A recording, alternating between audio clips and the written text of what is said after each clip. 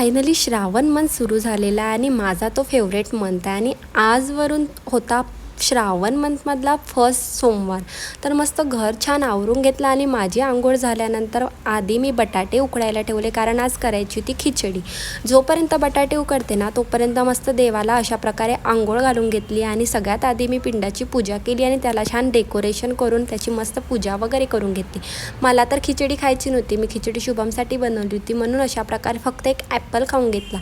जोपर्यंत माझा ॲपल खाऊन होत नाही ना तोपर्यंत साहेबांची अशा प्रकारे मस्त झोप झालेली होती आणि सात्विक खूप हॅप्पी झालेला होता. दुपारी चहा वगैरे पिऊन घेतला आणि आमच्या इथे ना धायरेश्वरचं मंदिर आहे, ते इतकं छान डेकोरेट झाले आणि तिथे ना मेळा भरतो, म्हणून म्हटलं चला लवकर रात्रीच्या नैवेद्याचा स्वयंपाक लवकर रेडी करावा. तर नैवेद्यामध्ये मला ना आज तांदळाची खीर बनवायची होती, म्हणून तांदूळला छान तुपामध्ये भाजून घेतला आणि त्याची अशा प्रकारे पेस्ट केली. ओलं नारळसुद्धा होतं म्हणून त्यालासुद्धा पेस्ट केला आणि अर्धा लिटर दूध छान उकळायला ठेवलं आणि त्यामध्ये 1 चम्मच तूप घालून त्याला छान उकळी येऊ दिलं.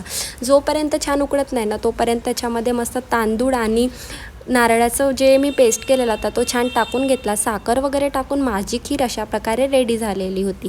मस्त अशा प्रकारे जेवण खूप छान टेस्टीसुद्धा झालेलं होतं. नंतर आम्ही जेवण वगैरे केलं. माझा फेस बघा स्वयंपाक करूनसुद्धा इतका छान ग्लो करत होता. म्हटलं फेसवॉशचा खूप छान कमाल आहे. मस्त कुठला फेसवॉश यूज करते ते तर तुम्हाला माहीत असेल, नसेल माहीत तर तुम्ही मला कमेंट करू शकता. मग मस्त सगळं आवरला आणि बाहेर ना इतका मेळा लागला होता, म्हणून म्हटलं चला बघून यावं काही भेटतं का. घरी आल्यानंतर थोडी स्किन केअर केली. मस्त स्किन केअर झाल्यानंतर ना हाताला वगैरे लोशन लावून घेतलं, कारण हाताची पण केअर करणं खूप गरजेचं असते. खूप जास्त दमले होते. म्हटलं चला आपण भेटूया नवीन ब्लॉगमध्ये. Bye bye. चॅनलवर नवीन असेल सबस्क्राईब